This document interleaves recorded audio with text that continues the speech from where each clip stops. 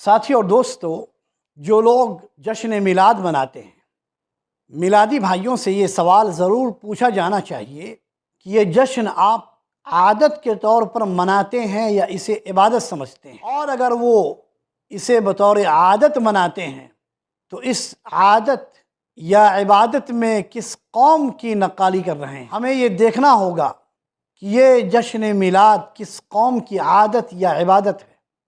ये बात मालूम होनी चाहिए कि 4वीं सदी हिजरी में मिलाद के मूजिद जिन लोगों ने इस मिलाद नबी के जश्न को ईजाद किया था, उनके पेश नज़र नसरानियों की देखा देखी थी, जो आज तक क्रिसमस के नाम पर अपने नबी के जन्मदिन पर जश्न मनाते हैं। तो फिर यकीनन हम इस आदत या इबादत में इस कौम की नक्काली कर रहे हैं, जबकि रसूल सल्लल्लाहु अलैहि वसल्लम ने हमें मजहबी त्योहारों में काफिरों की मुशाबहत से मना किया। जश्न मिलाद मनाने वाले न सिर्फ काफिरों की गैरों की मुशाबहत बल्कि राफिजियों की भी नक्काली कर रहे हैं।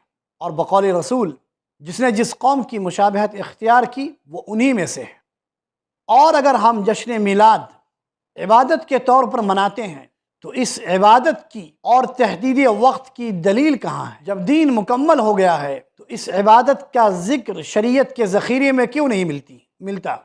इस इबादत का ज़िक्र शरीयत के ज़ख़ायर में क्यों नहीं है, जिसके लिए हम चिरागा रोशन करते हैं, महफिलें सजाते हैं, पैसे खर्च करते हैं, जुलूस निकालते हैं। कौन सी किताब है जिसमें इसका ज़िक्र मौजूद है? कौन सी हदीस है जिसमें इस जश्न का ज़िक्र मौजूद है? और अगर है तो फिर दौर रिसालत, दौर सहाबा व ताबईन और अइम्मा और मुहद्दिसीन के दौर में इसकी मिसाल क्यों नहीं मिली। हमारा पैगाम वाज़ेह है कि हम जश्न मिलाद को अल्लाह के नबी की तारीख़ विलादत पर, विलादत के दिन को हम न बतौर आदत मना सकते हैं कि ये गैरों की मुशाबहत है, और न इसे हम इबादत के तौर पर मना सकते हैं, क्योंकि जश्न मिलाद किताब व सुन्नत के दलाइल से खाली है।